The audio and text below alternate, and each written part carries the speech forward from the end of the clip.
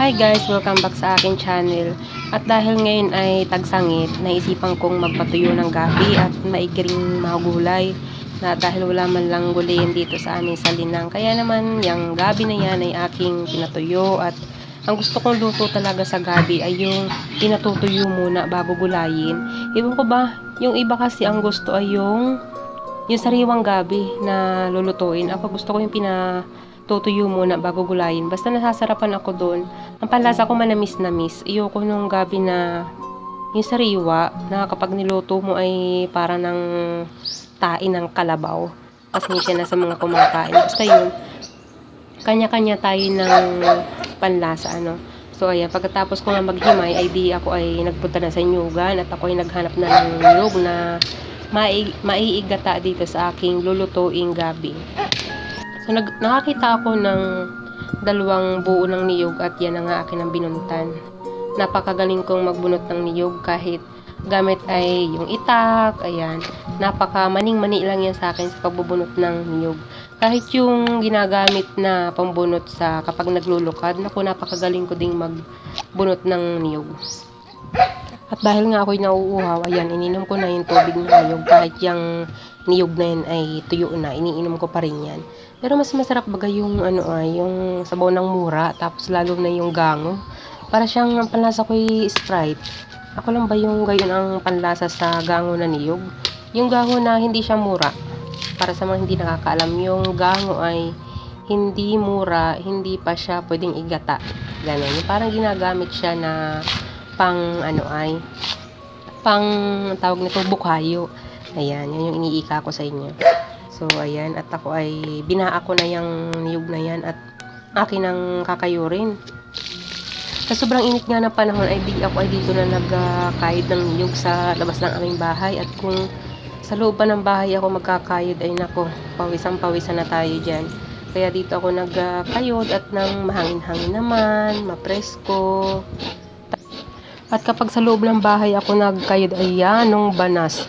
Kaya dito na ako nagkayod ay di nang hindi na mag-electric fan ay di nang tipid na sa kuryente. At yan nung mahal na ng kuryente ngayon at tagsangit. Papaano ang electric fan ay maga hanggang gabi ay buhay ang electric fan ay di napapag-inaman tayo sa pagbabayad ng kuryente. Kaya nga ako ay dito na nagkayod sa labas ng bahay. Makakarinig ka pa ng mga huni ng ibon, presko pa, ayan. Ang manok ay gusto ng umungong sa aking kinakayod. Kaya akin ang pinagpara ng hindi na sumalo dito sa aking kinakayuran. Dito na nga rin sana ako magluluto sa labas ng bahay, kaya ako ay hindi pa nakakapanggawa ng tungko.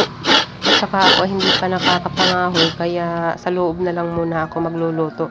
Pero siguro sa mga susunod kong pagluluto ay ako ay dito na sa labas magluluto nang makatipid na sa gasol. At yan, nung mahal na baga naman ang gasol ngayon.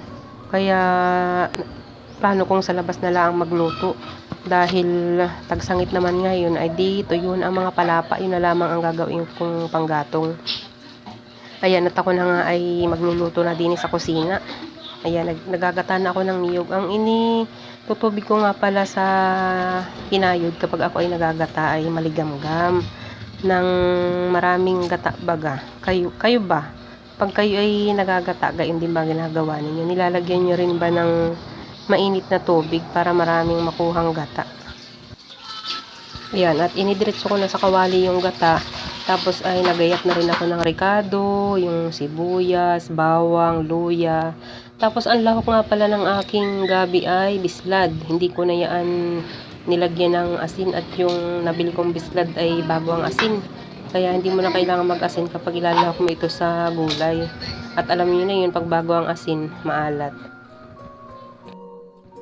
Ayan, medyo kati na yung gata, malapit na yung maluto. At yan ay nilagyan ko ng mga 2 pirasong pasiti. Ayoko naman yung masyadong mahalang at isin mo na ay hindi na makain pag masyadong mahalang. Katamtama na yung mga 2 pirasong sili. Nang pag ikaw baga inakain ay ganadong-ganado at mahalang-halang. Ayan, at nalangis-langis na yung aking luluto. Yan na, aahunin na yan at tayo ay kakain na. At talaga namang gutom na at tanghali na. Ayan, at dito na nga rin ako kumain sa labas ng bahay. At talaga namang yan, nung banas sa loob ng bahay. Kaya, ayan, ang aking anak ay sumunod na. Sumunod na at ako ay nakain. O, paano ba yan? Tayo galit-galit na muna at talaga namang gutom na.